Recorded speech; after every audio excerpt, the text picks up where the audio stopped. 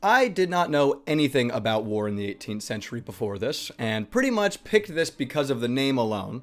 However, when I started doing my deep dive, I discovered that this is just a chapter in the thick tapestry that made up war in this century.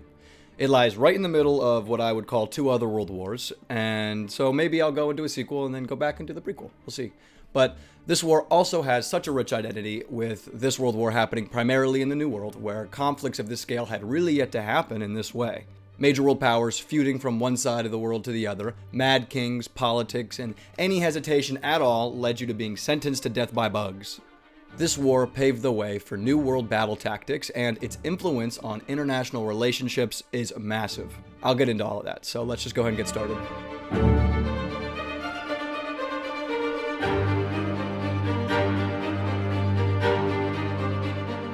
So why is it called the War of Jenkins Ear?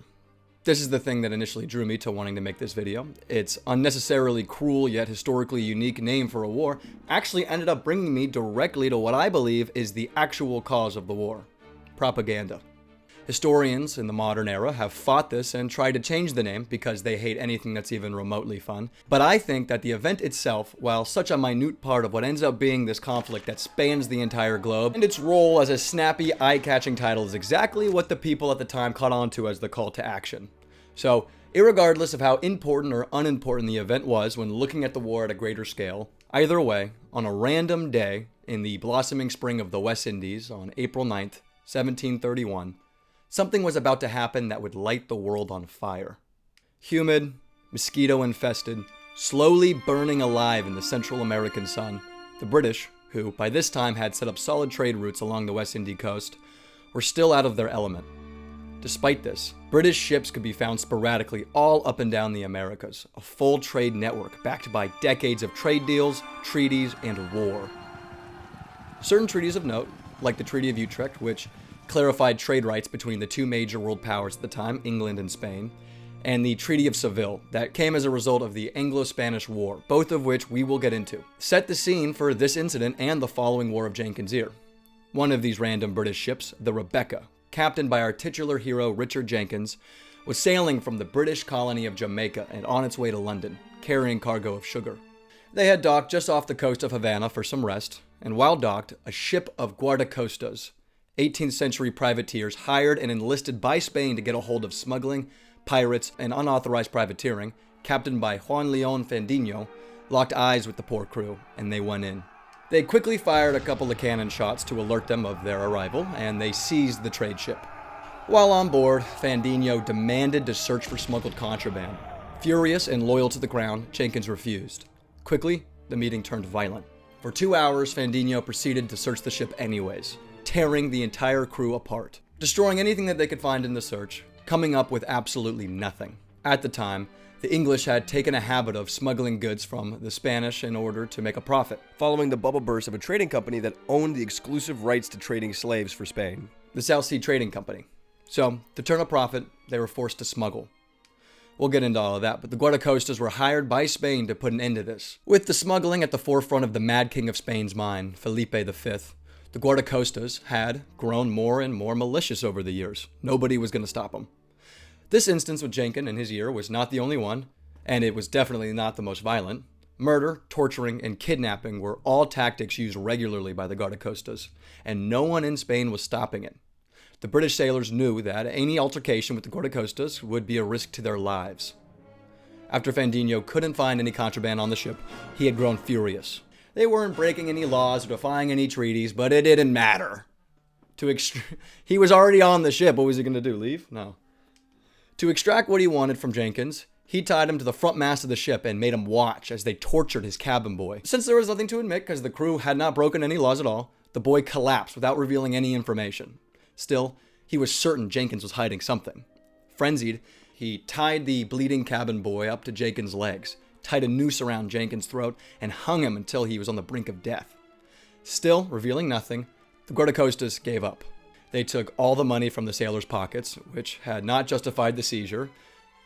Angry, Fandino stormed up to the nearly tortured-to-death Jenkins and sliced his ear clean off. He apparently handed it back to him, very nice and considerate, and according to accounts said, the same thing will happen to him if caught doing the same. King George II he was referring to. They then stole everything portable, including their clothes and any navigation that they could use to get back to England, and continued to beat Jenkins in front of his own crew. Satisfied enough, the Spanish privateers left, and the now naked and beaten crew of the Rebecca had to sail back to England, which, without any navigational tools, meant certain death. The mutilated and defeated Jenkins somehow used the stars as his guide, and being an expert seaman, he would save the lives of himself and everyone aboard. After a brutal trip across the Atlantic, on June 11th, months after the incident, they would make it back to London, and all hell would break loose. Now, is any of what I told you true? I don't know. The English public at the time certainly believed this account of the incident. Most of these sources were from papers at the time. Was Jenkins actually smuggling stuff? Was his cabin boy beaten to death? Did he even lose an ear at all?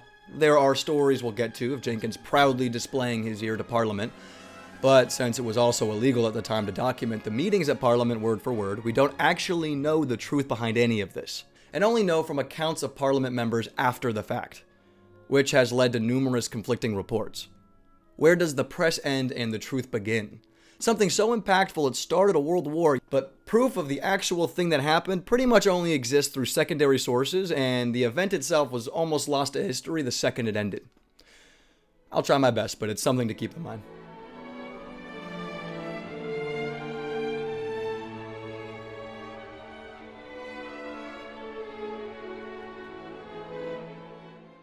Unlike my gore coverage, this story is sprawling. Pirates, mad kings, worldwide celebrities, megacorporations, and triumph and defeat all play crucial roles in the War of Jenkins Ear.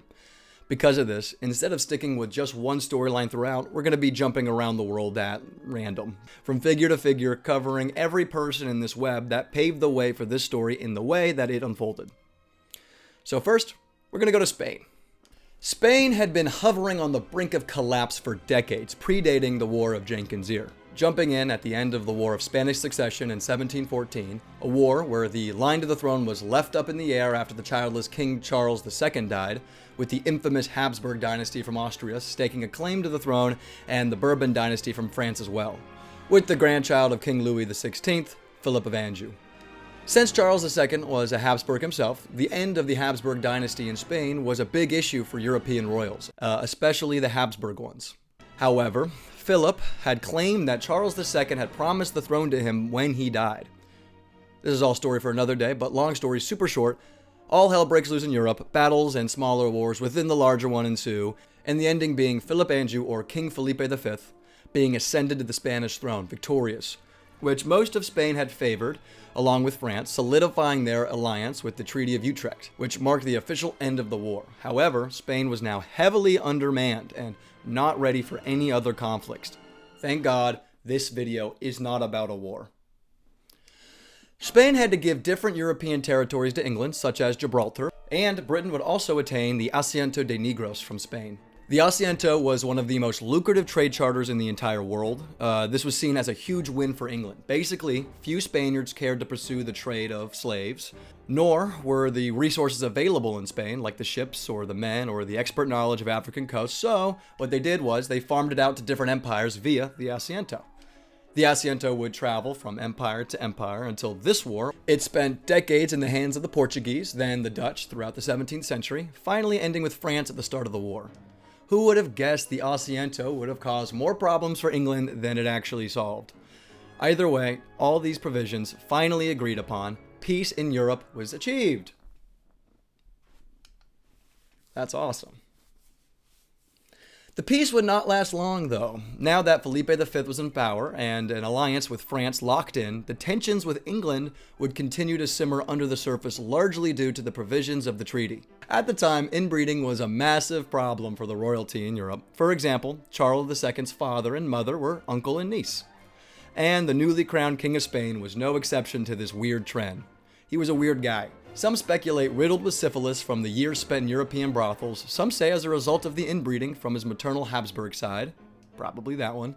But throughout his decades in power, including during the War of Jenkins Ear, his mental state would be deteriorating. He was constantly falling into deep bouts of madness and lunacy. Felipe, who was the son of Philip IV, had many half-siblings due to his father's sexual impulses. This sexual thirst carried over to Felipe. However, since he was a devout Catholic, his sexual impulses ended in him being absolutely obsessed with his wife. Married at 17 to 13-year-old Maria Luisa of Savoy, Felipe became, as one biographer put it, a passionate slave to lovemaking. Exhausted by her husband's constant physical demands, Maria Luisa produced 4 children before succumbing to tuberculosis a few years later. His underlying horniness was something he could not live without satisfying. Because of this, he refused to leave his bed. Completely immobilized, not because of the woman that he loved died, he actually skipped her funeral for a hunting trip, but because with refusal to take a mistress, he was without sex. So naturally, he took on applications. If he didn't get married soon, there was a serious risk of him becoming even more insane. He ended up with Elizabeth, the Princess of Parma, a small principality between Tuscany and the Papal States. The Papal States? The Papal States. A union that lacked any real global strategy. The entire deal was brought about by the ambassador from Parma and apparently master salesman Giulio Alberoni, an unassuming priest, but secretly a conniving socialite who knew how to talk people into giving him power. This power would end up projecting him way further than he probably deserved. Fun little story about him that I read in this Robert Gotti book here. The Duke of Parma apparently sent him to do some business with a French soldier, and after things got heated, the soldier, for some reason, defecated in front of Alberoni. And for some reason, instead of just quitting his job on the spot and going home, Alberoni knelt and kissed the Frenchman's poopy butt. Exclaim. Anyways, September 16th, 1714, he married Elizabeth, and her new name was Isabella, Queen Consort of Spain.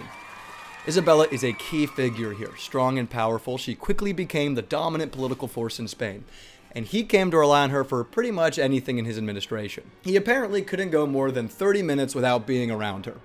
If he wasn't, he would have a mental breakdown. So, she was in every meeting that he was in. A lot of the decisions made throughout this war, and the things that ultimately led to it, came through her as the puppet master of her insane and inbred husband.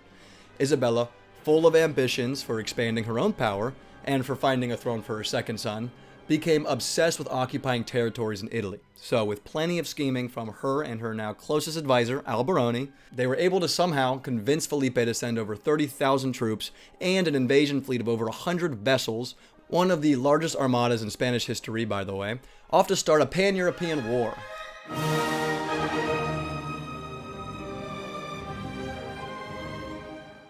Okay, that's enough of Spain for a second, but don't worry, Felipe's madness will be back to us soon enough.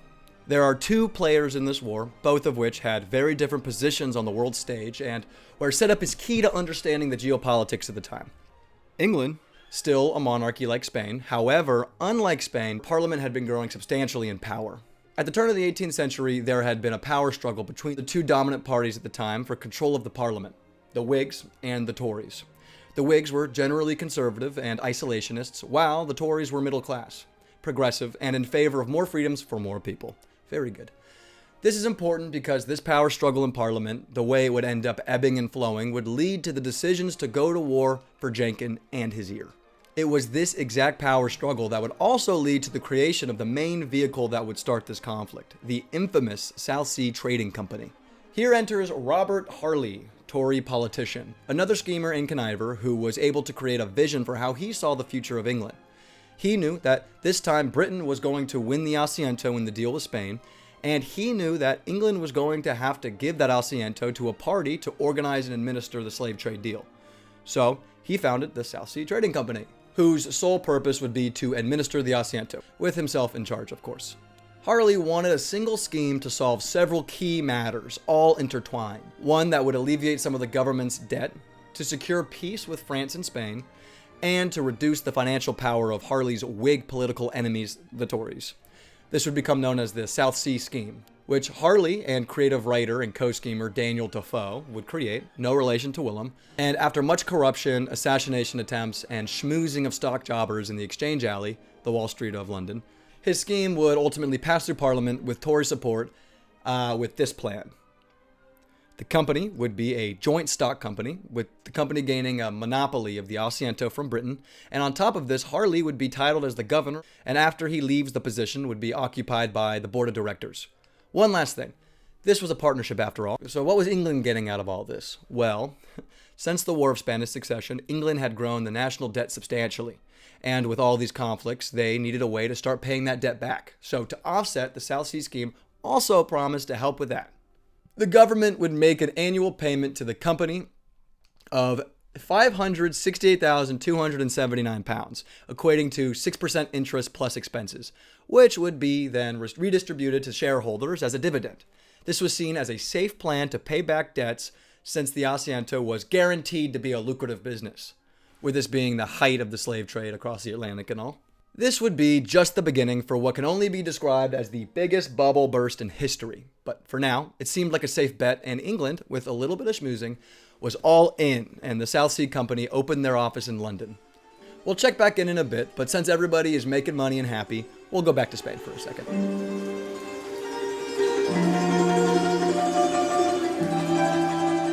As I said, there were a lot of wars in the 18th century, some bigger than others, but all including world powers, typically France, England, and Spain. The War of the Quadruple Alliance was really the first major consequence that was born directly from the Treaty of Utrecht. Spain, Isabella in particular, was upset with the territories that Italy had obtained in the treaty, and she wanted them back for Spain, and as I said, to set her second son up with some principalities. At the helm of this war, our friend Alberoni had schmoozed his way to Spain's first minister. This war did not last very long, so we'll just skate right through it, but pretty much Alberoni, socialite turned respected elder and statesman, was in no position to run a military campaign, and that would become evident very soon. Spain would first encounter a British fleet at Cape Passaro in 1718, which would lead to a decisive English victory.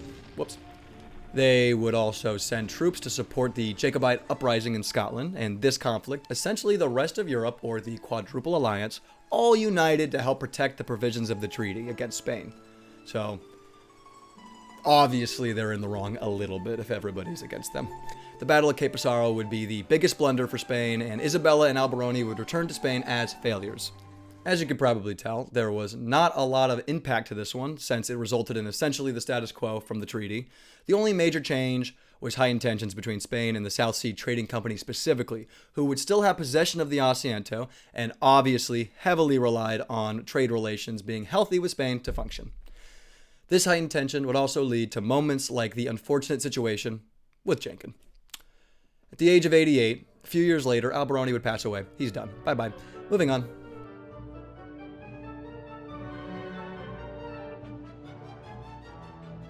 With the help of John Blunt and a few other key members of Parliament, the South Sea Act would pass on March 23, 1720, and the snowball would pretty much start from here.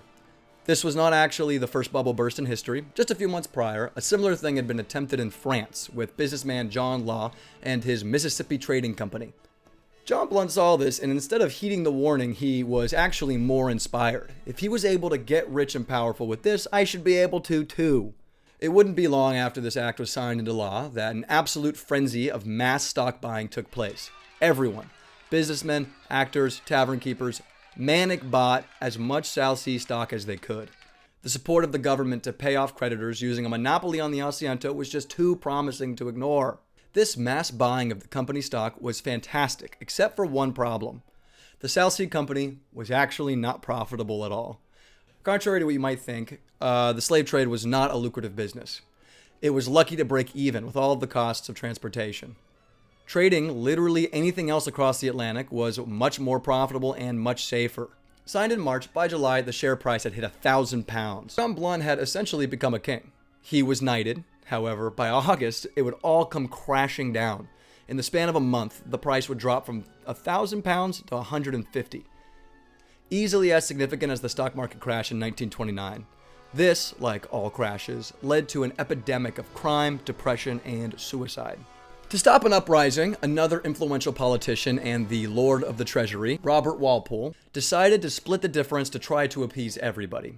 A percentage of South Sea Company debts would be paid from the nation's general fund, while major perpetrators would be punished through the confiscation of their estates and fortunes. This approach proved to be so effective, it would give him the momentum to be able to be what is considered the first prime minister in British history. And he would hold this position throughout the War of Jenkins Ear. That was all very important context. Knowing the intricate background of these world powers and who is in charge is crucial. Now we can actually talk about the immediate lead up to the war itself. So who is Robert Walpole? Well, as I said, he was a well-liked politician who was also a Whig, who despite his issues with the South Sea Act, knew that the king and a lot of people in Parliament had money invested in the company. So, ever the diplomat, he wanted to bail them out without pissing off millions of other shareholders who would not get the same treatment. He would ensure that the company stayed afloat and continued their slave trade under the Asiento. However, this time it would be different. It was time that they started to make a real profit. And since they still had the country's debt to worry about, the stakes for real profit were very high. A new operation began, with Walpole ignorant to the whole thing. The War of Jenkins Ear era smuggling would come to fruition, officially setting the stage not only for what happens to poor Richard Jenkins, but for Spain's need to hire the guardacostas to crack down on the British ships in the first place.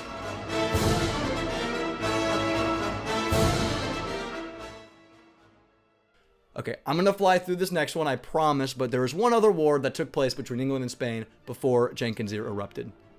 Perhaps the worst war name yet, the Anglo Spanish War of 1727 to 1729 was the next conflict on the list. Not yet sprawling into the New World like Jenkins Ear, this war was yet another skirmish from our good friends over in Spain being mad about the provisions laid out in the Treaty of Utrecht. This time over the prettiest girl at the party, Gibraltar. This campaign would also prove a failure. When the firing stopped, official Spanish casualties stood at 1,500 killed, 2,400 wounded, and with more than 3,000 deserting to British lines. On the British side, 118 killed, 207 wounded. Not even close.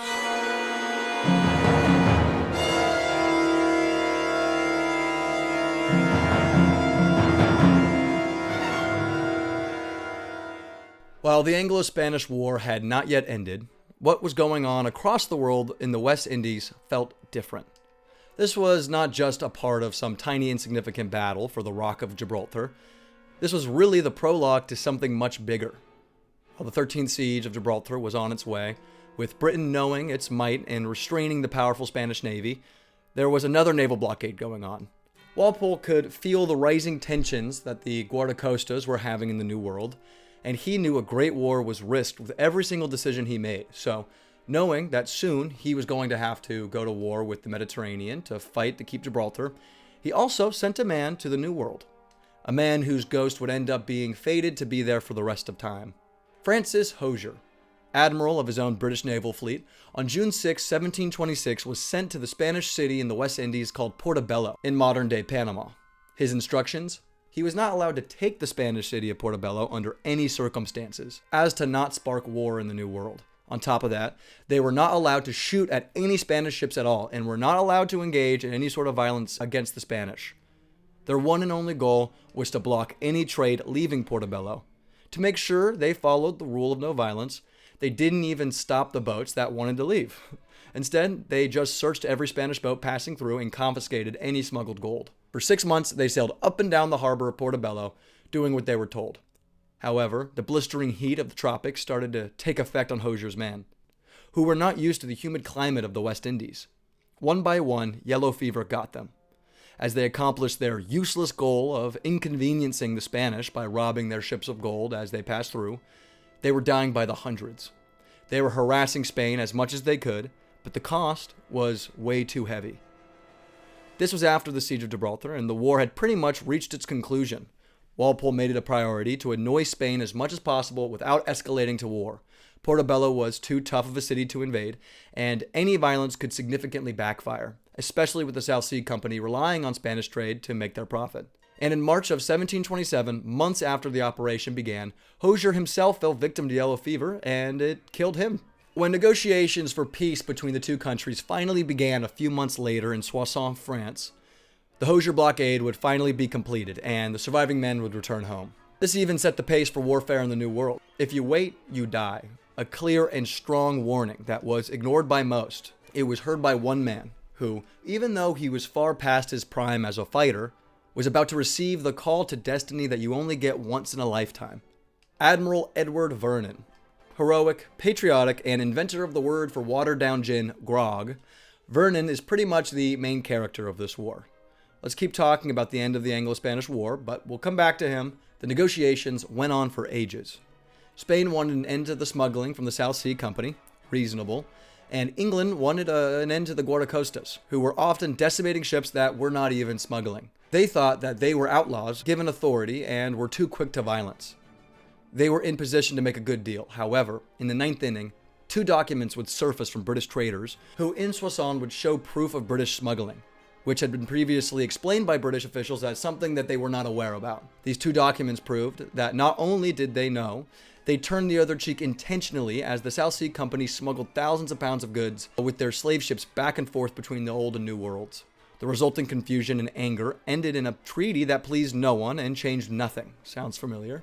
The Treaty of Seville was signed and pretty much established trade relations as pre-1727 and re-established the Treaty of Utrecht, a treaty that clearly worked great, as the key doctrine to follow.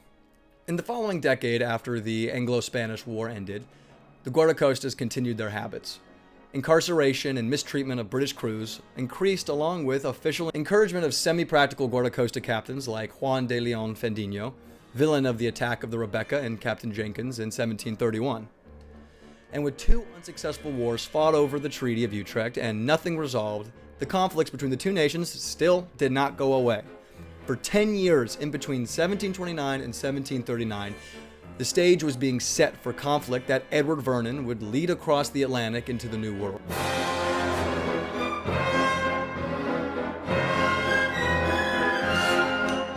Alright, let's go back and see how Felipe V is holding up.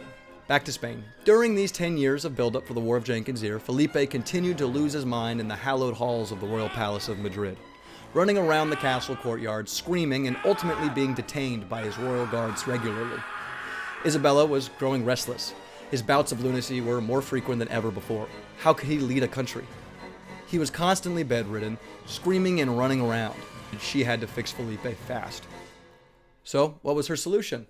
Alright, wish me luck here. Carlo Maria Michelangelo Nicola Broschi, also known as Farinelli, was her answer. A beautiful opera singer, he was the most famous man in all of Europe at the time, even giving King George II a run for his money. Think Elvis or LeBron James. He came with groupies and fans who were obsessed with him. Farinelli was part of the infamous Italian castrato movement where prepubescent boys were castrated to preserve their angelic voices. Banned by the Vatican in 1903, this form of art has become long forgotten by humanity. Definitely for the best. But at the time, this style was what made Farinelli superhuman to so many. There is something very haunting about the concept of a castrato that a modern human can't really comprehend. The androgynous operatic supposedly evoked similar feelings of what one would imagine an angel singing would be like. Just a beautiful voice calling to you from the heavens. There actually is one surviving record from the last surviving castrato, and it has been preserved. Alessandro Moreschi left us with modern humanity's only link to hearing a castrato. In the Vatican in 1902, it was recorded, and this is what it sounded like.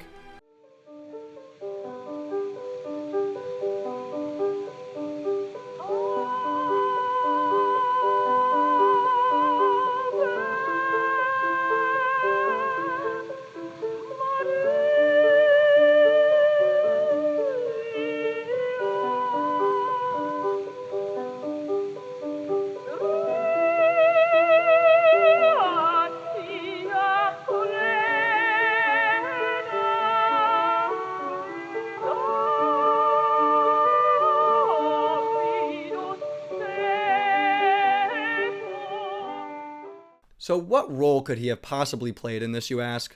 Well, circling back to the point of propaganda from the beginning, it became clear that there were just several cycles of bad press, which smoked the flames of the public and caused this war. The cutting of Jenkins Ear was one of the first instances, and Farinelli was too. On August 25th, 1737, about a year before the war broke out, Farinelli began the Spanish leg of his European tour. Still desperate to re-sanify her husband, Isabella decided to have him perform for the king, just outside the king's bedroom. She thought that his angelic voice would soothe the mad king, and maybe return him to sanity. For some reason, this Hail Mary of musical therapy actually worked, and it did snap Felipe out of his lunacy. He was able to be sane enough to shower and shave, and for about a week, he resumed his duties as the king.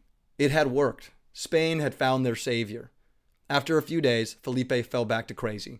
Luckily, Farinelli still existed, And Isabella was not ready to give up, so they made Farinelli an offer. Be Felipe's private singer, be paid handsomely, treated like royalty, and never worry about performing in public again. Farinelli cashed out and agreed. And every single day for the rest of his life, he was sentenced to singing to Felipe.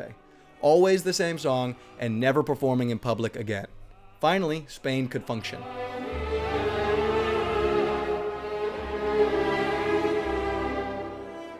Not for long, though. When word got back to England that Felipe had kidnapped their adored Farinelli, anger took to the streets. This was seen as the equivalent of the Spanish attacks in the West Indies, an attack on the English and an act of war. The people of London protested the deal Felipe made and even urged the king to make a rival deal to buy Farinelli back. This one event became heavily politicized, much like what happened to Jenkins. People hated Walpole's politics. Publications like The Craftsman wrote story after story of his weakness. They felt he was soft and had let Spain walk all over them for years. This situation with Farinelli just encouraged it. Things were about to get worse. It had now been 6 years since the cutting off of Richard Jenkins' ear, and while the press had forgotten and moved on, with newer, more exciting events taking its place in the cultural consciousness, for example, a sailor had both of his arms cut off by the Guardacosta, Jenkins had not. He had spiraled into drunkenly complaining in bars around London. According to legend, he even kept his bottled ear with him, and he would showcase it to drunkards in pubs all across the city. He was not done. Walpole continued to try his hardest to avoid the conflict, not because he was soft, but because he believed that making money and growing wealth was only possible if war was avoided at all costs. But Parliament was growing restless. The anti-Walpole party demanded England be repaid for its losses and damages. In a letter written to King George II in 1737, this faction of Parliament pleaded, and even cited the situation with Jenkins as one of its key reasons. Right in front of Walpole's eyes, the English populace was hardening on the side of war, and there was not a single thing he could do about it. One of the leaders of the opposition to Spanish cruelty, and one of the hard fighters to Walpole's weak administration, was Edward Vernon. Vocal, hard-headed, and had friends over at the Craftsman to help him write the hit pieces that had become associated with the Walpolean administration. He made one thing clear. If war with Spain was happening under competent leadership, it would be an easy war to win. As Walpole's cowardice forced England to wait and wait, English naval soldiers were being kidnapped and forced into chain gangs daily. At least that's what they said in The Craftsman. It wasn't actually true at all, but it didn't matter, again, because it played into people's fears and what they expected.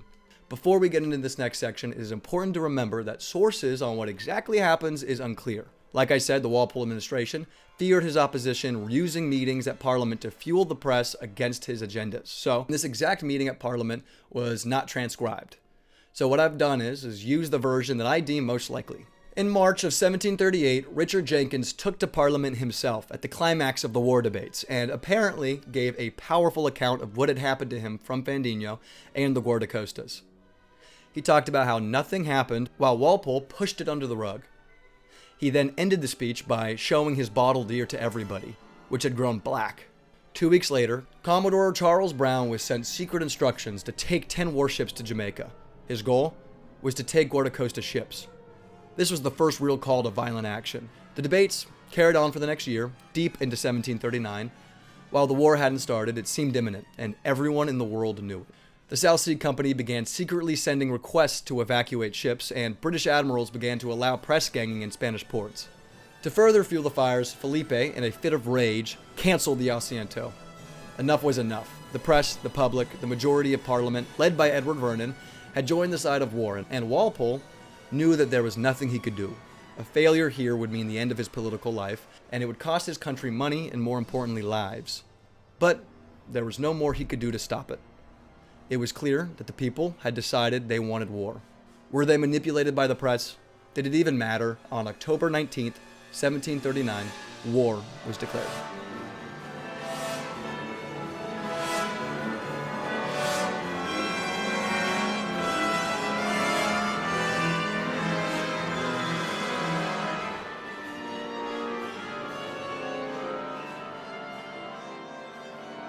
"You fools," one could imagine he shouted with his trademarked, sobered but passionate honesty in the Parliament debates, still haunted by Hosier's ghost after his failure in Porto Bello. The man who would become the most indestructible savior of the British in the War of the Jenkins Ear, and whose story as a truth-spewing politician in Parliament and hero of the War of Spanish Succession wouldn't even compare to the chapter of his life that at this point was still unwritten. Admiral Edward Vernon, a man whose life had led to this moment regardless if he wanted it or not. He was famously hot-tempered. Long before his position as an outspoken politician, there are stories in his youth of standing up to bullies like an 18th century superhero. Born November 12, 1684, he was the second son of James Vernon, politician and personal envoy to Denmark. This is where Vernon received his top education, where he ultimately decided to become a man of the sea instead. This enraged his father, who wanted him to take up a more impactful trade, but Vernon was not a man whose mind was easily changed. He joined the Navy as a letter delivery boy at the age of 16 in 1700. Here, his path quickly built out in front of him. Sea battles during the War of Spanish Succession, pirate raids from the Guardacostas. As he rose through the ranks, he became an unfearing leader, essentially raised on a battlefield on water. His only flaw was he really liked a roaring applause, and feeling like he was a part of something big and important. Those are the two things that would fuel his anger-ridden speeches to send Britain to war, and ultimately would fuel his defense in those speeches on the battlefield. Interestingly, for a man of the time, he hated rum. He knew that if the disease didn't kill you in the West Indies, it would be the booze. To prevent his men from losing to liquor in the rum houses of Jamaica during his tour of the Caribbean, during the Anglo Spanish War, he watered down their liquor supply. This move directly led to less deaths on his crews. He also established a full-time cleaning crew to all of his ships. This was uncommon at the time, but it is presumed that he saved thousands of lives. After a full naval career and many battle victories to which he contributed as a captain, he ended up in Parliament, ironically, right where his dad would have wanted him. He became a champion for soldiers, and the Navy in particular. With his excellent education and battle practice, he seemed to have a very deep understanding of geopolitics and the leading nation's armies. He even predicted Hosier's failure. His own experience in the West Indies meant he knew the dangers of lingering in the Caribbean for too long. He knew the main enemies were not the pirates nor the Spanish, but disease. Any ground or sea assault would have to happen fast. One night in a dingy pub, while piss drunk off of grog, he gave a famous speech, which was actually more like a tirade. Called now the Six-Ship Speech, he went off on Walpole and Hosier and boasted relentlessly about how he could have taken Porto Bello with just 6 ships. 6. He could make Walpole look like an idiot. This fiery speech solidified Vernon's position as the leader of the opposition to Walpole. Not long after that very speech, Spain stiffed England again and didn't pay their agreed first installment of £95,000, agreed in the Convention of El Pardo. Walpole met with his Council of War, including the war hawk himself, who led the very opposition against Walpole, Edward Vernon, to discuss strategies later that night. He knew that due to a 1733 deal that Spain had with France, that they were binded as military partners. This was during the War of Polish Succession, a completely separate event that has zero relevance here. Just know that there was a treaty, and they signed it, and it made risk of war with Spain much more dangerous. That's it. I'm bored. Let's get to the war. Vernon talked passionately about what his strategy would be if he were to go to the New World. He hadn't fought a conflict in decades and was at this point a 55-year-old politician, so he debated his advice. His conclusion? If England could conquer just 2 cities, Porto Bello, where Hosier's ghost still haunted from their blunder years prior, and where an invasion was unlikely due to the aforementioned failure, and Cartagena de India, a city off the Caribbean coast of Colombia, then Spain would fall. These 2 strongholds were the beating heart of Spain in the New World, and if they could take it, the rest would be theirs, including the Spanish colonies in America, which were also on England's radar. He presumably then re-emphasized one last time that in his prime he could have taken Porto Bello with 6 ships, and then returned to his home, ready for the War Council to reconvene the following day. That didn't happen. According to accounts, at 2 a.m., while Vernon was catching some Z's, he heard a knock at his door. The messenger told him that he had been commanded to meet privately with Walpole at Whitehall. So, the 55-year-old Vernon got up, kissed his wife, and headed to meet him. When he got there, Walpole told him that it was his time to put his money where his mouth was, and all of England would be counting on him as Vice Admiral of the coming war. At his peak, he'd only been a captain, and now a retired captain at that. This would be the highest rank that he had ever been given. Maybe not what he expected, but Walpole granted him exactly what he asked for: 6 ships and a quest to take Porto Bello. Vernon accepted, and on July 23rd, 1739, his squadron set sail to the West Indies. The war was on.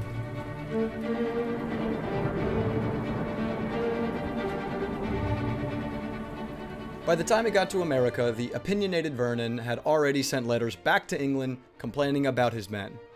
Largely not battle-tested, they were nostalgic for the wars that they weren't even alive yet to see. he decided that these were not the men that could win any major battle against the Spanish. Stuck with them, he implemented strict training. To him, they were just kids. If they were bad, he would have to make them good. He ran a tight ship. He was going to make his crew men if it was the last thing he did. As I said, he watered down the rum and even prevented swearing on his ships. He was not going to leave the outcome of England's glory in the hands of soldiers he did not trust. Here, he also implements a strategy that beforehand was unheard of, but now a common practice, all because of him. He gave his captains, the few men that he did trust, permission. His captains were now allowed to disobey his orders for what they believed would save their men. This was revolutionary. With his men in daily training and his new strategy being implemented, he sat down with Commodore Brown, if you remember he had just been sent a couple of months prior, and Governor Trelawney of Port Royal in Jamaica, and talked through the war plan. It was fiery as usual with Vernon, but it ended up with him getting his way. They were coming for Porto Bello. Vernon was hell-bent on making his drunk bar talk into a reality. Porto Bello's reputation and past blunders did not deter him. He knew that with swift action, taking the Spanish by surprise, he could take the city with his measly 6 ships. To take it, he would first have to get through 3 strongholds which guarded the city: Castillo Todo Fierro, Santiago de la Gloria, and San Geronimo. The town itself was not a huge metropolis. Its value purely came from its strategic position as a trade hub for the Spanish, which is why it was so heavily fortified. As I said, Vernon knew that disease was going to be the biggest killer to his men. He had to expedite the invasion to be as quick as possible. So, on November 23rd, 1739, he and his 6 ships dropped anchors outside of Porto Bello. He had 2,500 sailors and 200 Marines. He delivered battle instructions to his captains, which also included the clause to ignore it if needed. Vernon's plan of attack, his last biographer explains, had been based on the reasonable assumption that the prevailing wind in the harbor would be westerly. But even as the first ship entered the harbor, it turned eastern, and it became impossible to carry out the admiral's original intention. At 2 p.m., Commodore Brown sailed the first ship into the channel to the Iron Castle, the first mark on their list. Just like instructed, and for the first major time in naval history, the wind halted the ship dead in the water just outside the castle, and Brown knew they were sitting ducks, completely open to Spanish artillery. So, he obeyed the orders by disobeying the orders, and decided, due to their proximity to the fort, to anchor down there and began a cannon barrage of it. His assigned destination was not the Iron Castle, but the Gloria, one of the other strongholds of Porto Bello, which he was to wait and attack with the rest of the fleet. Brown instead attacked the Iron Castle with his single ship. In response, the castle opened their cannons for fire on the ship. Proving Vernon's suspicion right, with the attack being swift and random, most of the castle's artillery were not well maintained and could not be used. This set up Brown perfectly, and for an hour they laid waste to the fort, completely melting its wall. Vernon, watching from his position, saw a new opportunity and decided to also change his battle plan. Now was the time for a landing party. He and his men mounted onto the Panama coast and crawled into the fort using the openings the cannons provided. They lowered the Spanish flag in the fort and lifted up theirs. The Castillo had already been widely evacuated, and not soon after, a white flag was waved in the fort. One of the 3 strongholds, the Castillo de Todo Fierro, had been taken with just 2 ships. 1 down, 2 more to go. Over the next night, they waited for the other 4 ships and worked out the plan for the rest of the invasion, and at 6 a.m. on the following morning, they carried on to the Gloria. Here, he set his ships in striking distance of the fort and raised hell. In the heat of decimation, the governor of Porto Bello, Don Francisco Vega y Redes, sailed to Vernon with a white flag. Cowardly and beaten, he immediately caved the city to Vernon, under some stipulations. The inhabitants of the town and their property must not be molested. This included especially all Catholic churches, priests, and nuns. Vernon was very respectful, and he was not going to do that anyways. And the Spanish crown would be allowed to retain all vessels anchored in the harbor, including 2 Guardacosta cutters of 20 guns each. Vernon scoffed. The cutters? Their crews mutinied night 1, looted Porto Bello, bolted into the jungle. No deal. Evacuate or burn. He sent the governor back to the city so he could continue to prep for his final assault. It didn't matter. 2 hours later, they observed both Castillos being evacuated, which meant one thing. The governor caved, and Porto Bello had been taken. A victory. Vernon had been right on everything, and Hosier's ghost had at long last been avenged. and Porto Bello was officially a part of the British Empire. And after the conflict was done, only 7 British lives had been lost. After talking a big game for years in Parliament and during the war debates, he proved his claims right, and everyone in England knew it. So the public hysteria around Vernon was very real. When word got back home about his victory, they named streets after him, pubs, and celebrated his birthday like it was a national holiday. They erupted with fireworks and bonfires to celebrate the admiral. People took to the streets to rejoice in England's savior, the mighty admiral who, despite all opposition, took one of Spain's strongest cities with just 6 ships. Very popular in the 18th century, many key events and figures that had been positively publicized in the press had coins that swept the nation. They would print the face of the hero with a scene of triumph on the back, and Vernon was so popular that thousands of these coins had quickly hit the market after his victory in Porto Bello.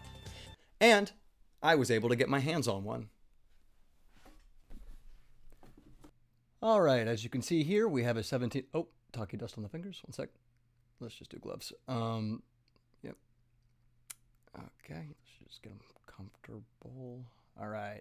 As you can see here, we have a 1739 Admiral Vernon coin depicting the scene at Porto Bello. On the back, you have the 6 ships.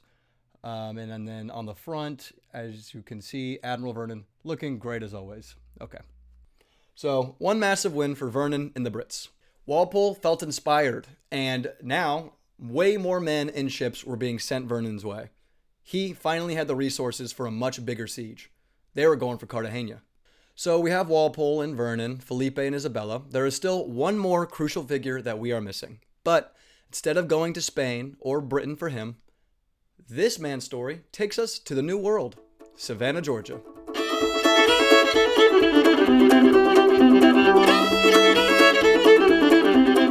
While all this was going on in the Caribbean, the British colonies in North America were growing very worried themselves of an escalated conflict. Spain had the Florida colony, and in between Spain and the rest of the British colonies stood the brand new colony of Georgia, the first to fall in the scenario of a Spanish invasion. James Oglethorpe, first governor and founder of the Georgia colony, and our Chicken Little, seemed to be the only person that recognized this. Born December 22nd, 1696 in London into wealth and power, at 26 he inherited his entire family estate from his brother. Then, in 1722, he was elected into Parliament, where he served as one of the least productive members in all of Congress. He barely participated in any debates during his tenure. His political views that would go on to light his fire really stemmed from one major event. One of his lifelong friends, Robert Castell, was an aspiring architect, studied at Oxford with James, and after graduating had one dream. He wanted to write a book cataloging his favorite types of architecture. To get this funding that he needed from his book, he had the option to take on debtors. His book, Villas of the Ancients, published in 1728, bombed. And back in the 18th century, falling into debt was one of the worst crimes a person could commit. So, to repay the debt, he was sent to Fleet Prison, an infamous debtor's prison. Here, Robert would die to the harsh treatments.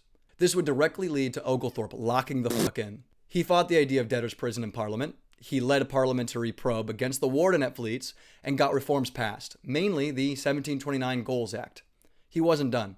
Oglethorpe here had a new drive towards benefiting the friendless, aiding the helpless, and helping the conditions of the oppressed. He was able to use his skills as a politician to champion a colony in the New World. In 1732, his charter would be approved to start this new colony, a colony for good debtors, where they could build commerce and pay back their debts using their freedom. Controversially, he would prohibit any sort of slavery in this new colony. This would obviously get overturned once he leaves office, but it shows you how serious he was in Georgia being a home for the free. But also, because of this, the other southern colonies had a huge hatred for him and the colony. But it didn't matter to him. He would put the colony in the debatable land and name it after King George II himself, Georgia. And soon he would be traveling with the debtors that were interested in starting this new life and go to their new home. He was passionate about it. The protection of this colony he had built meant everything to him. So when word came about Vernon and his successes at Porto Bello, he was more unsure than anything. He feared Spain's revenge. Without help from the other colonies, who refused to send much funding, partially due to his refusal to allow the practice of slavery, but also due to them not taking his paranoia seriously, to help him prepare for the hypothetical attack, he was all on his own. Here is where the strategist comes out. He spends months in the woods of the debatable lands, building relationships with the local Yamakra tribes. To put it simply, they loved him. He would travel deep into their territories, where he would receive a warm welcome, and he would stay for weeks in their villages, building rapport with the chief and the members. He knew that they might be all that stand with him to fight against Florida. The growing conflict gave him great stress, since he knew that Spain wanted his new colony, and with Florida right to the south, this land that had been up for grabs for decades by both powers was slowly being turned into a battlefield. Walpole, a year prior to 1739, had made Oglethorpe the commander of the military armed forces of Georgia and South Carolina. This made Oglethorpe the general of his own army, the 42nd Foot. This came with its own problems. One night, November of 1738, his men were complaining that they hadn't been paid in months, leading to a lot of his soldiers to escape to Florida. The remaining ones were split into fractions, loyalists and mutineers. As he sat in his tent one night, a mutineer just on the other side of his tent held his musket up directly behind his head and fired it. It whizzed straight through his wig, sparing his life. He would survive, but that wasn't it. A second mutineer, upon seeing the first one, fired a second shot into Oglethorpe. The musket didn't ignite. Misfire. He survived. Then, a third and final mutineer charged at the general with a sword. Fighting for his life, Oglethorpe drew his, and they fought. The better swordsman, Oglethorpe made quick work of him, surviving 3 separate assassination attempts within a minute. This event he credits to actually strengthening him in his approach to the oncoming war. He was a fighter, and he had just been reminded. Now, with the remaining members of the 42nd Foot, he would attack St. Augustine.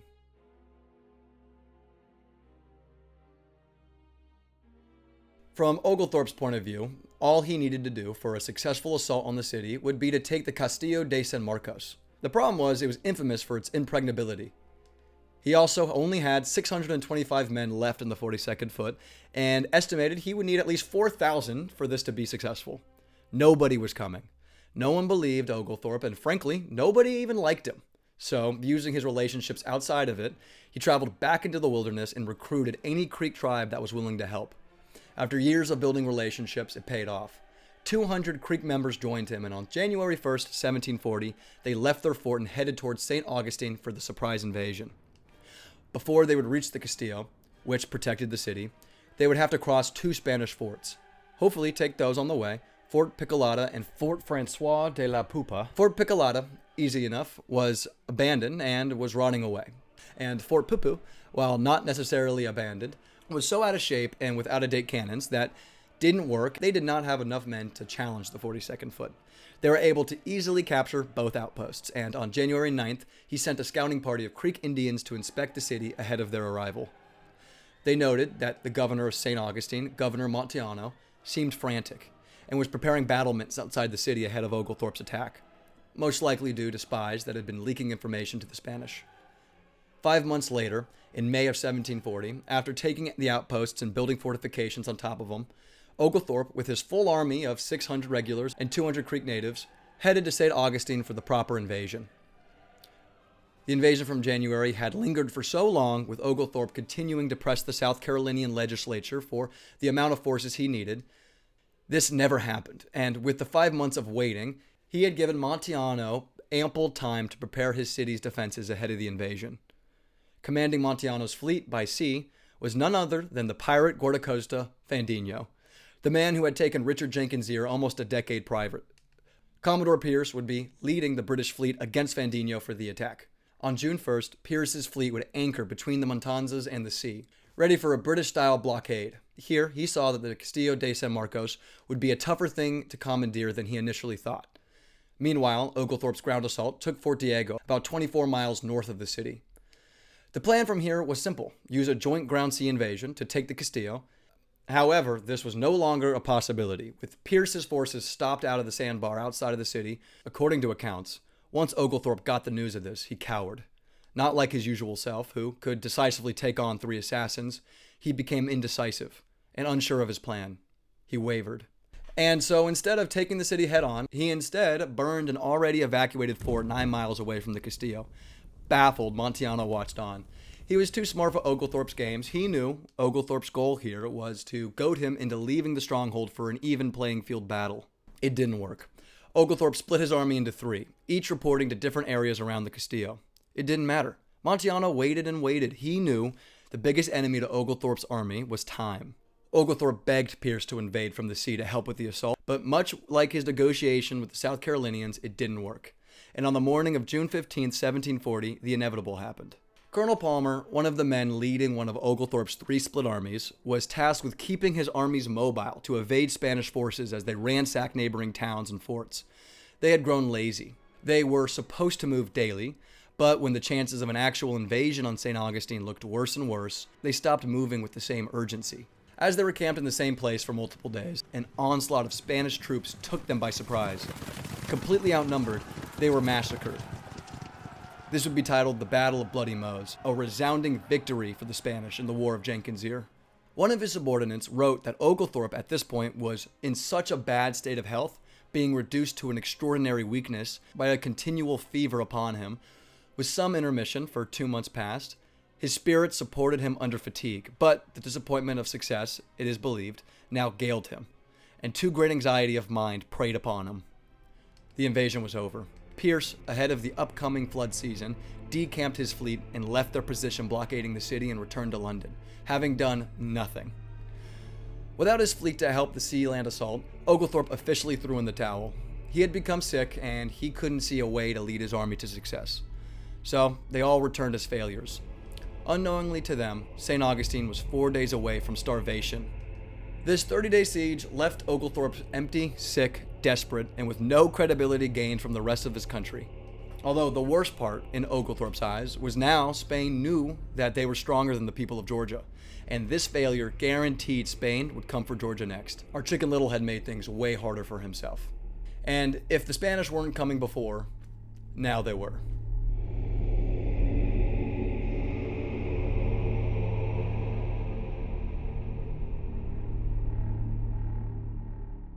While Oglethorpe prepares for the incoming invasion, Vernon's victory in Porto Bello is fading further and further into the past. He needs to do something new quickly. As Vernon said in that war room months prior, taking Spain in the New World came down to 2 cities, Porto Bello, check, massive success, and Cartagena de Indias, a city off the coast of Colombia. But ahead of this assault, in the first of what would be many, the British would disobey Vernon's wishes. Namely, Vernon wanted to keep his fleet for his assault and stay away from ground. He knew a ground assault would introduce more variables, and he wouldn't have any control over disease on land. But the Secretary of State, so inspired by Vernon's victory, had already sent 8,000 land troops his way. And in January of 1740, they had set sail under the leadership of General Cathcart. Cathcart was strong, hard-headed, beloved by all, and perfect for Vernon. They wanted the same thing, a swift and strong action, a duo made in heaven. Cathcart dies almost immediately into this voyage of diarrhea, so that doesn't happen. Not to worry, in his place rose his second-in-command, the now General Thomas Wentworth. A real bookworm, he had not really been battle-tested, but he knew everything about battle strategy. He had the perfect skills and organization, which was complementary to the previous general. He would soon have to prove it with his first assault, which would be a major citadel. Through all of 1739, Vernon and his men hung in Jamaica, planning this joint assault. Walpole and his admin wanted to switch objectives, and the press was slowly starting to agree. Havana, they thought, as one of the biggest cities in the West Indies, would be a much more fruitful endeavor. Definitely more exciting, but Vernon and his war council knew this was propaganda and was unrealistic given their resources, so they continued to plan their own assault. In February of 1740, he would ignore the noise and proceed according to his own volition like usual. He launched a 5-ship recon party to sail to the city and scope out their defenses. Here, he made a realization. With 3,000 men, he could take the city in a matter of days. Felipe, unfortunately for Vernon, had appointed Basque Don Blas de Lizo to the city. Nicknamed the Half-Man, he was renowned as one of the strongest fighters on the planet.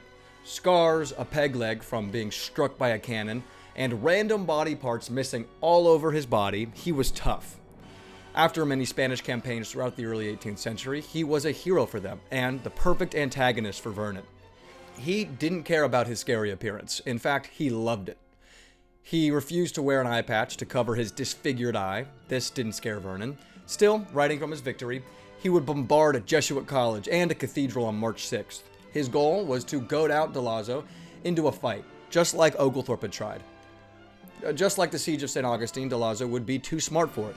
His other goal was to test the defenses for his upcoming invasion. While he did not goad out Don Liso, he was successful in this regard at least.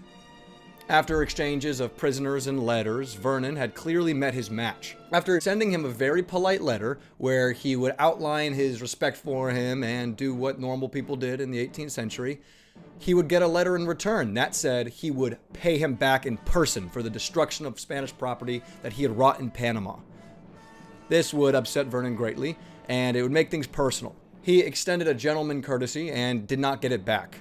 This was serious. Vernon would also grant amnesty to a pirate in exchange for an updated map. This would end his scouting mission in a success. Then, on March 21st, he would take 2 ships down to a town opposite of Porto Bello called Jarges, and he would for 2 days bombard the fort. This would be another quick success for Vernon as it fell easily. He pillaged the city and afterwards wrote a letter back home to reignite England's frenzy over him. Later that year, all the way through spring, Vernon pleaded for even more men from the British. He was sure 8,000 men was not enough, especially since he did not trust them to be good fighters. Having had enough of Vernon's bitching, the War Council was able to give him more men, but not exactly British. At least, not for much longer. Here enters the Americans. 3,000 troops from all over the colonies that had enlisted to fight. They were excited to get down and dirty and to see some serious action for their country. They got their own uniforms, and they got paid. They even got their own regiment, named the 43rd Regiment of Foot. Perceived to be dirty, untrained animals. Not much has changed. But it didn't matter, because Vernon got his answer. In April, the War Council got approved for the 43rd Foot, and they joined the fight. The Americans shipped off to fight the Spanish. Led by Colonel Alexander Spotswood, but before I get your hopes up, he also dies like immediately. So he's replaced by Sir William Gooch, the governor of Virginia. In September of 1740, they would set sail for the Caribbean. One of the captains in charge of the Virginia companies was Captain Lawrence Washington, the older half-brother, if you're wondering. Starting with 3,700 soldiers when they left, by the time that they had reached Jamaica in January of 1741, they had already dwindled down to 3,100. With this full army gathered and ready to go, it was time for the invasion. After Havana, Cartagena was the largest Spanish city in the Caribbean, with 2 separate entrances, Little Mouth, which was thin enough so that only one ship could pass through at a time, and Big Mouth, which at this point was ravaged by hurricanes and was unusable. His hand was forced, and Boca Chica, or Little Mouth, would have to do. Protecting Little Mouth was 2 separate strongholds that they would also have to get through, Fort Santiago and Fort San Felipe. Unfortunately for Vernon, Don Liso got a head start on repairing all of these forts in the time that he spent waiting. This was far from the rundown forts of Porto Bello.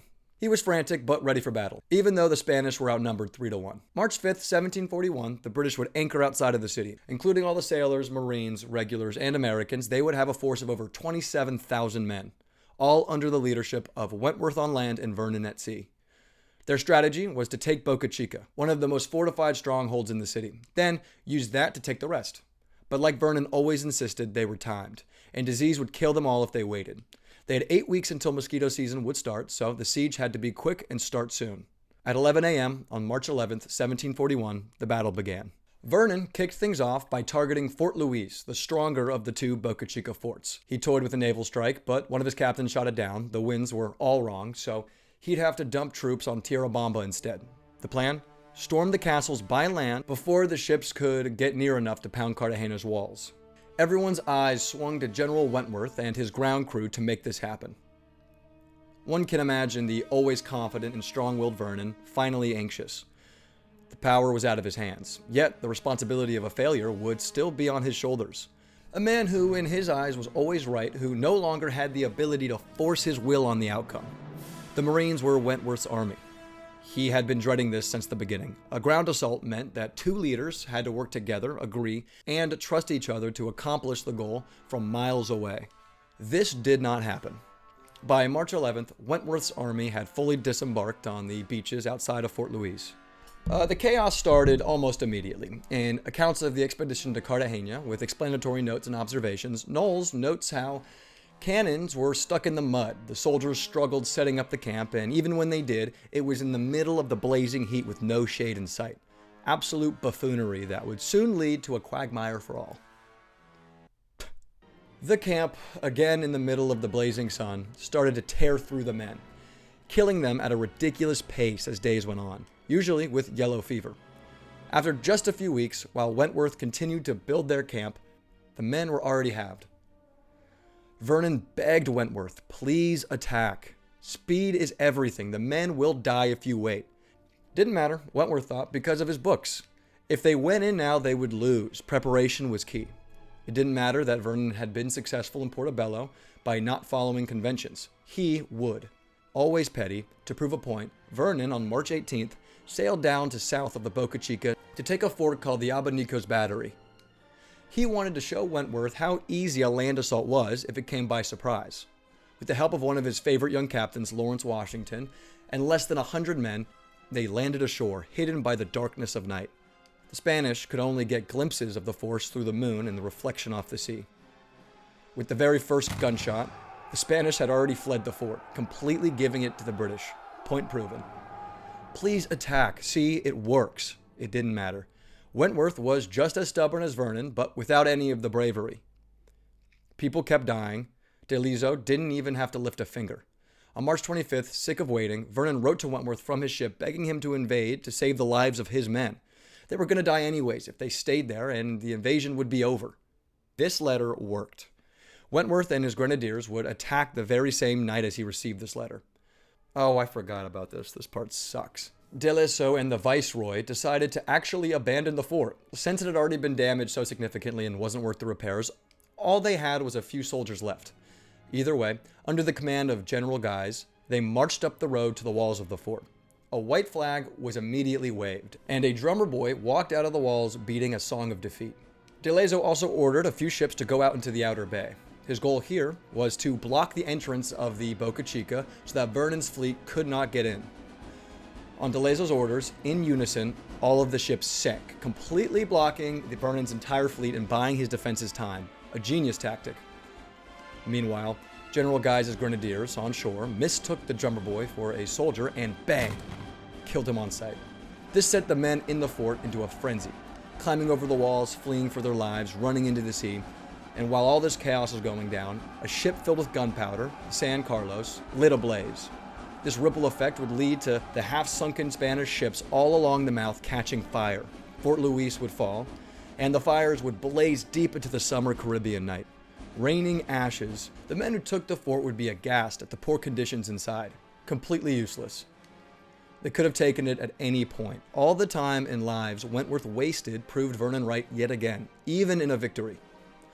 While fire still rained on the Boca Chica, Captain Knowles, one of Vernon's closest advisors and fellow hero of Porto Bello, which I had not mentioned yet for time, but has deserved it multiple times, saw the British flag waving over Fort Luis and knew that this chaos was the perfect opportunity to disobey orders and take his men to conquer the other fort, Fort San Jose.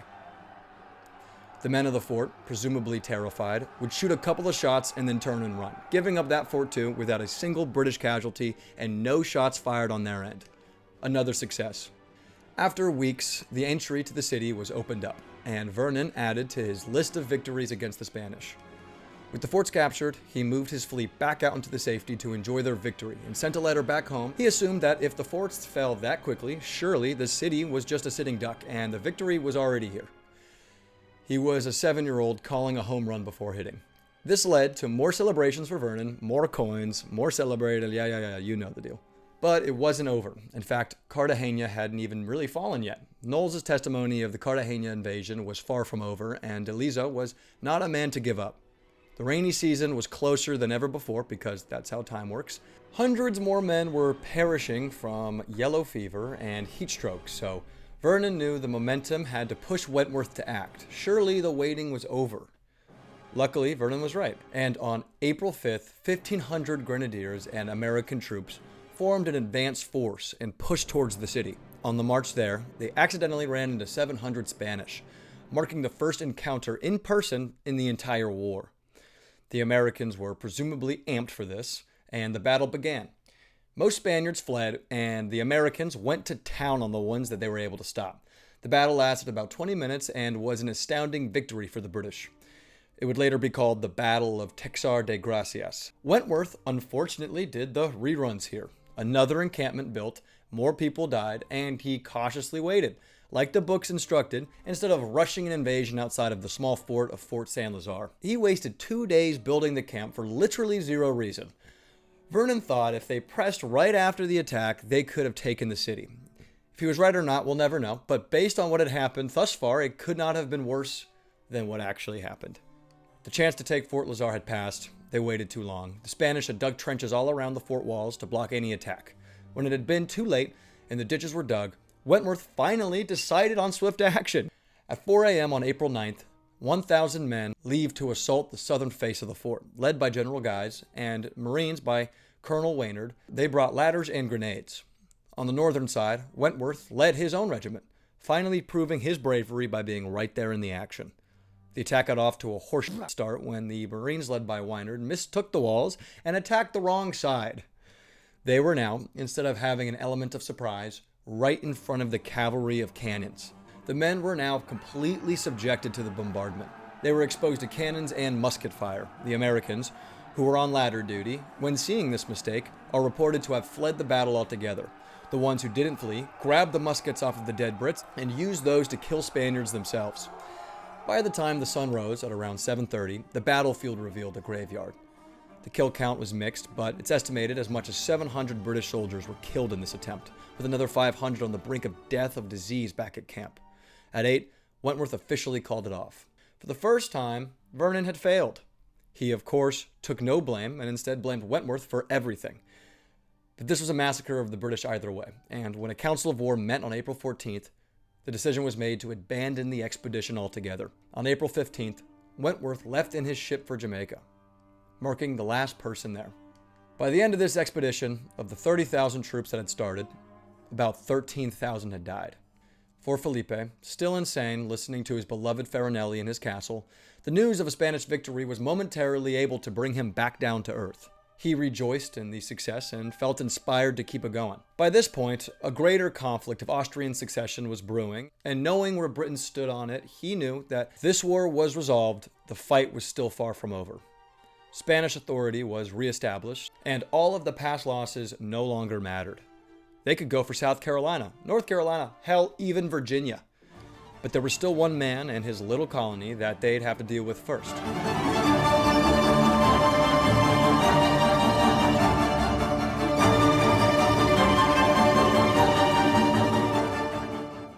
Luckily, they had already beaten them. At Fort Frederica on 1741, on St. Simon's Island, Oglethorpe and his loyal 42nd Foot waited and waited. These are the men that stood by his assassination attempts and his failure in Florida, and were the last army defending the colonies. Oglethorpe had regained his health since the failed siege, which also helped his morale. He knew that since his invasion, Montiana was still buying time for his own attack, and with Vernon's loss in the Indies, he now had all the resources from Felipe to go ahead with it. Our Chicken Little continued to warn everyone of the coming attacks, which he got further encouragement for when Spanish deserters' echoes confirmed this exact suspicion. But still, nobody would listen. The government of South Carolina, frankly, just laughed him off. This left him and his 600 men alone to fight the entire Spanish army, with another 200 Native Americans that had also stuck with them. They had the weight of defeating the entire empire left to them. The preparations of the Spanish would last all the way through 1741, and by the time Montiana was ready to invade, they had over 30 ships and 3,000 men. In the summer of 1742, Montiana attacked with an advance crew at Fort St. Andrew, a battery built by Oglethorpe on Cumberland Island. With news of the attack, Oglethorpe would ride there to help with the defense. But he would fail. Cumberland would be the first to fall, and Oglethorpe would quickly retreat to Fort Frederica and would continue writing letters to the South Carolinian legislature pleading for help. It was confirmed now, and still, no help came. Man, they really hated him. On January 5th, the Spanish fleet would make its way through the channels and rivers leading to Fort St. Simon's for their bombardment. During the year he spent waiting, he had constructed batteries all along the channels to shield from an invasion. As the fleet made its way through the maze of channels, the battle began. Shots were exchanged as cannons launched from their batteries, which the Spanish happily returned. Didn't matter, the Spanish quickly sailed through them and made it to the fort. In a tough decision, but reflective of what De Lazo had done previously in Cartagena, he would retreat all of his men from the fort. a well-constructed offensive position and give St. Simon's to the Spanish. No worries, off to Fort Frederica to fight another day. He still had his men, but now the Spanish had a fixture in Georgia. Montiano pressed them, and the very next day planned to take Fort Frederica too. At 10 in the morning, Spanish forces were spotted by scouts approaching, and things looked bleak. Defense was not Oglethorpe's strength clearly, but neither was offense. Oglethorpe, to protect the women and children at the fort, decided to take a small band of soldiers and natives to meet the war party out in the road. If they were going to stop them, it had to be now. He led the charge, and as the native cries were heard, they ambushed the Spanish. The Battle of Gully Hole Creek lasted about an hour, and while we do not know exactly what happened, in James Oglethorpe's letter to the Duke of Newcastle, July 30th, 1742, he brags about the captain of the Spanish being killed and about 40 other men along with him. He had won. It wasn't over. When news had reached Montiano that his force was ambushed in the woods, he was furious, and he sent a massive army to go finish the job. When this major force got to the point on the military road where the battle had just happened hours prior, they briefly investigated. As they looked, gunshots from all around began to be heard. The British had waited, and another ambush. The Battle of Bloody Marsh was on, and, completely surrounded, the Spanish were just sitting ducks who could do nothing but wait for their fate. The natives swarmed them, leading to all surviving Spanish to flee back to Montiano. Another success, but it still wasn't over. They were going to go for Fort St. Simon's next. They would continue their offense and on July 12th would leave for the fort. As they got closer, a Frenchman, whose name was never specified in any of the primary sources, fired a shot out of his musket in an act of betrayal. He then sprinted towards Montiano's camp, officially switching sides. Bad news. This not only gave away their location to Montiano, but this Frenchman knew everything about Oglethorpe and his tiny militia. He was sure to regain Montiano's confidence. In a big brain move, Oglethorpe came up with a plan. Grinning ear to ear, probably, he took a Spanish prisoner and, in exchange for his freedom, planted a letter on him to deliver to the Frenchman. The letter, which I wish I could read to you verbatim, but it didn't survive, encouraged the Frenchman to continue his ruse and goat Montiano into a direct assault, to which Oglethorpe's massive army would make quick work of them. And on top of that, it mentioned a massive fleet on the way from South Carolina. No fleet was coming, of course, but Montiano fell for it. He immediately executed the spy and, still rattled from the past ambushes, ordered a complete evacuation of the fort. Only a couple hundred Spaniards of the thousands had died, but they did such a great job of pushing fear to him that it didn't even matter. Oglethorpe's tiny militia had won, all by themselves.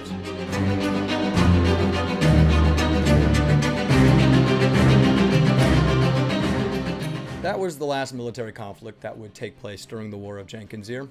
Vernon would plan a siege of Santiago, but more Wentworth waiting would end it before it even began.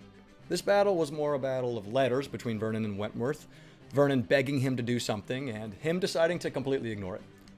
For 3 months he waited without pulling the trigger on the march to the city. Vernon grew desperate for anything. With disease slaughtering the soldiers, it would become obvious it was time to leave. Vernon would then try to plan a siege of Panama, with new reinforcements now here from England, but Wentworth would change his mind and decide he'd need even more soldiers to accomplish this. It didn't matter. They would have a plan in place for a ground assault, and they were going to take Panama. I feel like you probably know what happened. At the very last second, Wentworth would change his mind again and give up. He pulled the rug at last second. I doubt at this point Vernon even cared. He had been doing this dance for years now and was fed up. This expedition would end in the spring of 1742, and a couple of months later in September, Vernon and Wentworth were officially called back home to explain the failure to the world. At this point, like I said, a greater conflict was looming over the horizon, and honestly, the government was over all of the wasted money. They needed to start preparing for the War of Austrian Succession. The War of Jenkins Ear, to put it simply, was a colossal failure. With the exception of Oglethorpe's little militia, everything failed. 9 out of 10 men died, around 20,000, and for what? Walpole's administration was left absolutely destroyed, and he would be voted out of office in 1742, leaving behind a legacy of corruption from the South Sea bubble and failure for the War of Jenkins Ear. He didn't even want this war, which was the crazy part, but him giving up his fight on the press to appease the populace for a war he knew would be unpopular still leaves him ultimately to blame. And his inability to trust Vernon's plans was also a key factor. Vernon would continue serving in the West Indies until 1746. His temper would ultimately ruin that for him. He would live until 1757, where he would die at his home, the shadow of Cartagena never really leaving him. He outlived Wentworth, though, so that's nice. So, to recap, a war that was fueled by an angry press over unfollowed treaties that caused some deaths and some money lost, that resulted in way more deaths and way more money being lost. The war ends in a thundering shrug. No one really wins, no one really loses. It segues into a different conflict entirely, and it's pretty much all forgotten. All the parliament fights, pirate ship battles, deaths by disease, triumphs and failures have all been relegated to the Davy Jones locker of history, only to be retold in videos like this. Still, Vernon's legacy of talking all this smack and then going and showing Spain personally with his heroic sieges, only to be beaten by the incompetence of his own countrymen, is compelling and leaves a lot to learn from. Was it worth it? Nah.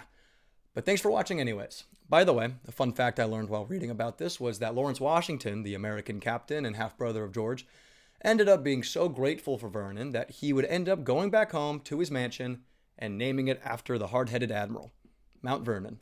So there's a little fun fact that you can drop in conversation to let people know you waste your time watching videos like this. I am very tired, so I think my next video is going to probably be a little shorter. But thanks for watching.